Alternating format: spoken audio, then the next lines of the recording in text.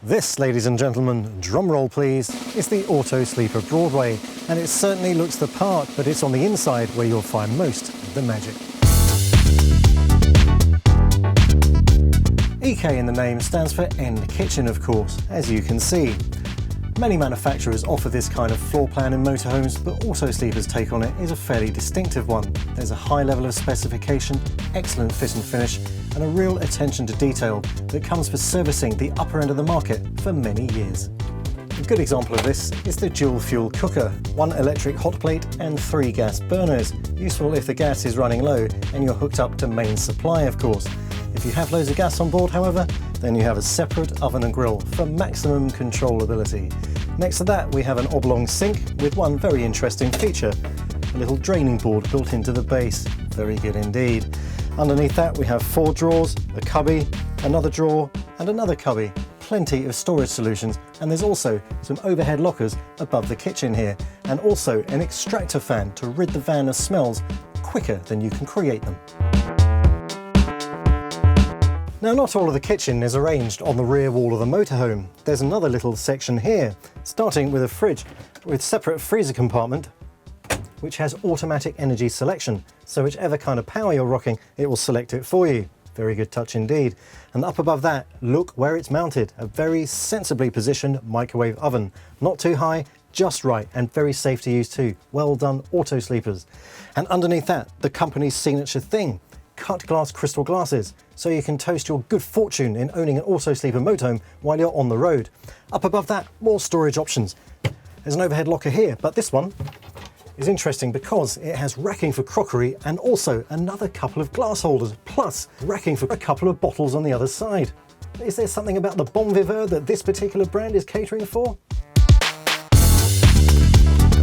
Now, this clever all-in-one washroom actually comes in 2 parts. There's a shower compartment on the rear wall, and next to that, a vanity unit. But hang on a minute, you say, there doesn't look to be much space to have a shower. The solution is simple. You just pull forward on the vanity unit, and this swinging wall comes around like that. You then add 1/2 of a bifold door to create a space, which means that no water can contact the wood surfaces above the loo. The Broadway EK is a 4-berth, full travel seat motorhome. The 2 extra travel seats are here in the dinette. Now, this whole area is extremely sociable, and that's why the full dinette configuration really works so well.